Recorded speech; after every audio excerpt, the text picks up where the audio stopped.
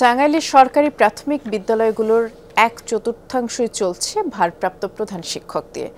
দীর্ঘদিন ধরেই সহকারী শিক্ষকরা এই দায়িত্ব পালন করছেন। এতে করে শিক্ষার্থীদের পাঠদান ব্যাহত হচ্ছে, সমস্যা দেখা দিচ্ছে দাপ্তরিক কার্যক্রমেও। দ্রুতই সংকট নিরসনে পদক্ষেপের দাবি শিক্ষক, শিক্ষার্থী ও অভিভাবকদের।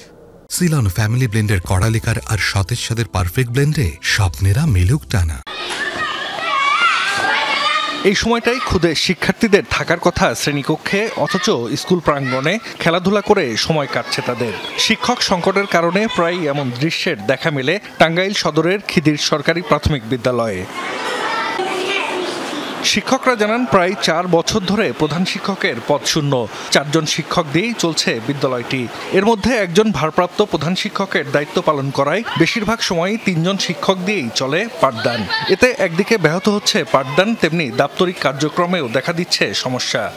একজন টিচার সবসময় অফিসে দৌড়াদৌড়ি করতেই হয়। যেমন উপবৃত্তির কাজটা, যখন আমরা ওদের নামগুলো প্রথমে এন্ট্রি দেই, তখন কমপক্ষে 10 দিন 12 দিন, অনেক সময় 15 দিন লেগে যায়। আবার যখন আমরা উপবৃত্তির চাহিদাগুলো দিতে যাই, তখন এইভাবে ওই সময় প্রায় 15 দিন। আমাদের যদি দুজন এখানে থাকতে হয়, তখন এই যে একটা ক্লাস খালি থাকে, অথবা এক ম্যাডাম ওই 2 ক্লাস দেখাশোনা করে।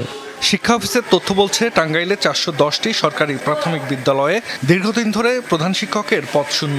সহকারী শিক্ষকদের মধ্য থেকেই একজন ভারপ্রাপ্ত প্রধান শিক্ষকের দায়িত্ব পালন করছেন। শিক্ষকদের মধ্যে কেউ অসুস্থ কিংবা ছুটিতে থাকলে মারাত্মকভাবে ব্যাহত হয় পাঠদান। ইংরেজি ক্লাসের সমস্যা, কাজে বের হয়ে যায়, সবগুলো ক্লাসের নিয়মিত নেওয়া যাচ্ছে না।